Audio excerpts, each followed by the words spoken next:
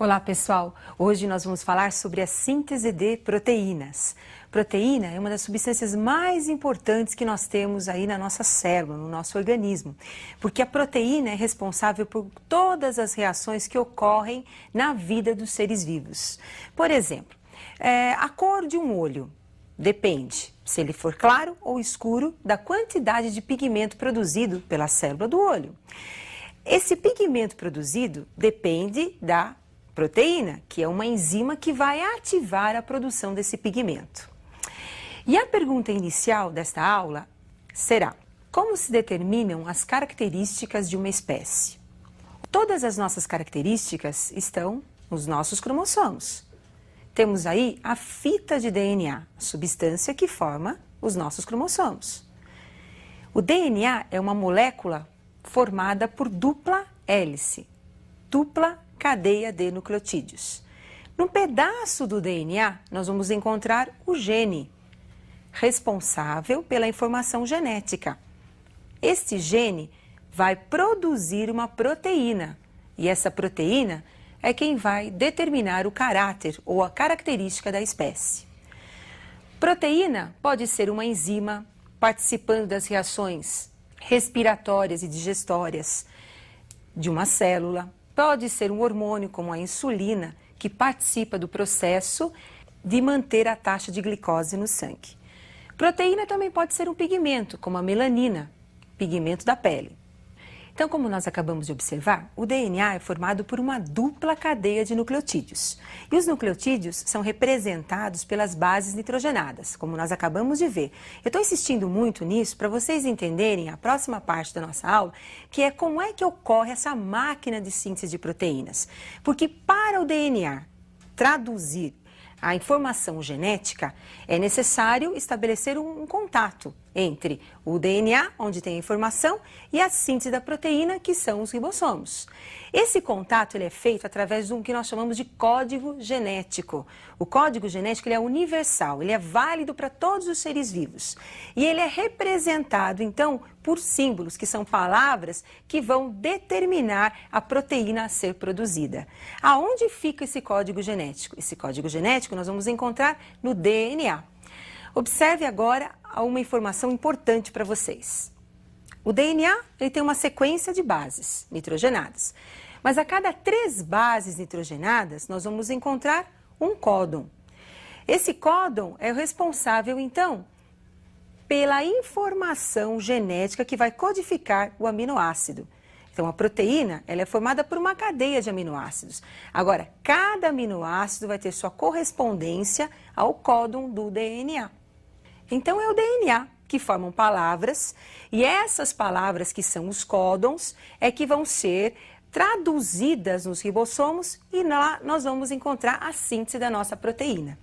Agora, isso é muito complexo e eu preparei um esquema bem resumido para você entender melhor como é que funciona essa máquina de produção de proteína. Observe comigo as etapas da síntese proteica.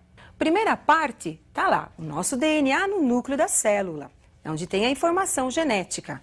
Essa informação está contida na sequência das bases nitrogenadas. O DNA forma uma fita através de um processo conhecido como transcrição. Então, do DNA, nós vamos formar o RNA mensageiro. O nome já está dizendo, mensageiro, porque está carregando a informação do DNA. Este RNA mensageiro, ele sai do núcleo através dos poros da membrana nuclear e vai para a carioteca. Aliás, vai para o citoplasma.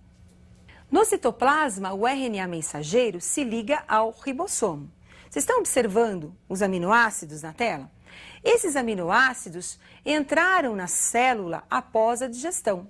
Serão aproveitados e serão encadeados nos ribossomos para formar a proteína. Agora, como é que esses aminoácidos chegam até os ribossomos? Eles são carregados pelo RNA transportador. Como é que o RNA transportador carrega esses aminoácidos? Através da informação do RNA mensageiro. Então, observem, toda proteína, ela precisa do DNA, que tem a informação, e do RNA, que é quem vai executar essa informação. Porém, Essas informações às vezes podem ser defeituosas. Nem sempre as proteínas são produzidas de forma adequada, são proteínas normais. Vamos pensar no caso da insulina, que é uma proteína produzida pelo pâncreas. Em muitos casos, a insulina deixa de ser produzida pela célula pancreática por um erro no código genético, ou diminui a sua produção. Se tem uma taxa muito baixa de insulina, o que vai acontecer com a taxa de glicose no sangue? Ela vem a subir. É o caso, por exemplo, das pessoas que têm a diabetes. Então, o excesso, de açúcar no sangue, que vai causar a diabetes, é por uma deficiência da proteína insulina. E essa deficiência, quem foi o culpado da deficiência? Pode ser um problema genético, um problema no gene do DNA. Agora, para vocês entenderem o mecanismo de toda essa tradução da informação, eu gostaria que vocês acompanhassem a tabela com os códons do DNA e do RNA. Observem alguns exemplos de códons de DNA e de RNA. Nós temos aí códons de DNA. Então, o G representa a base guanina, o A, a base adenina, o outro A, adenina. Então, perceba, eu tenho uma trinca de bases, que é o GAA. Então, eu tenho um códon. Este códon vai ter uma correspondência no RNA mensageiro. Lembram da tabela anterior? O G pareia com o C, o A pareia com o U e o A novamente com o U. Então, na sequência GAA, o correspondente vai ser CUU.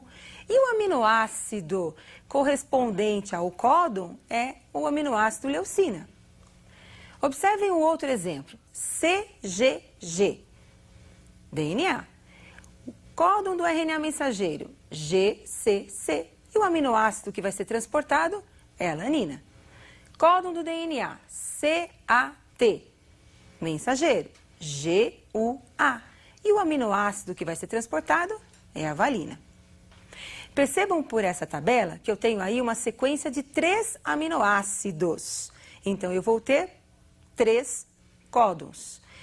Para 3 aminoácidos, para 3 códons, eu vou precisar de 9 bases nitrogenadas.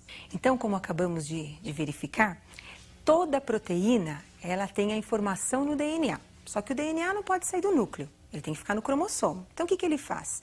Ele replica essa informação através de outras células e também transcreve essa informação para o RNA mensageiro. Então, temos aí a participação do RNA mensageiro carregando a informação do DNA. O RNA mensageiro sai do núcleo, vai para o citoplasma, atravessando os poros da membrana nuclear e chega no ribossomo. Lá no ribossomo ele se liga e daí nós vamos ter a organização dos aminoácidos. Quem é o responsável pela organização dos aminoácidos? É o RNA mensageiro que tem a informação e o RNA transportador que carrega os aminoácidos até os ribossomos. Daí nós vamos ter a proteína formada.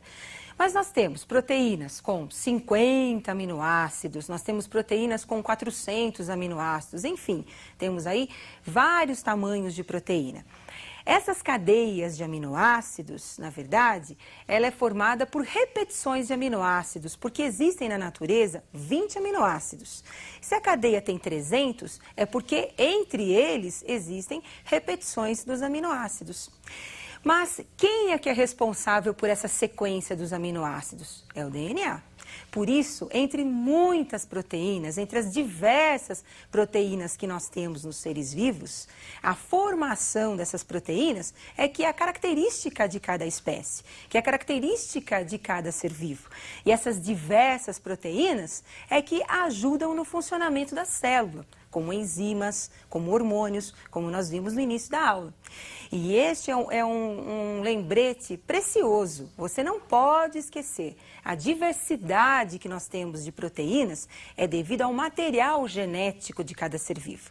Você decifrar a informação da proteína ajuda muito a você tentar descobrir muitas doenças, as causas de muitas doenças, corrigi-las através do gene. Quando você localiza o gene, você localiza também a produção daquela proteína defeituosa. Por exemplo, observe um caso que pode aparecer na espécie humana. Olha aí, uma pessoa albina. O albinismo é quando você tem uma ausência da produção da proteína melanina. A pigmentação da pele, ela varia com a produção da melanina. O albino não tem a melanina, não tem a produção desse pigmento. Por quê? Porque é uma característica genética da espécie. Bom, com isso eu finalizo essa aula importante e espero que você possa aprofundar um pouquinho mais esse assunto, que ele é muito importante. E eu aguardo vocês para a nossa próxima aula.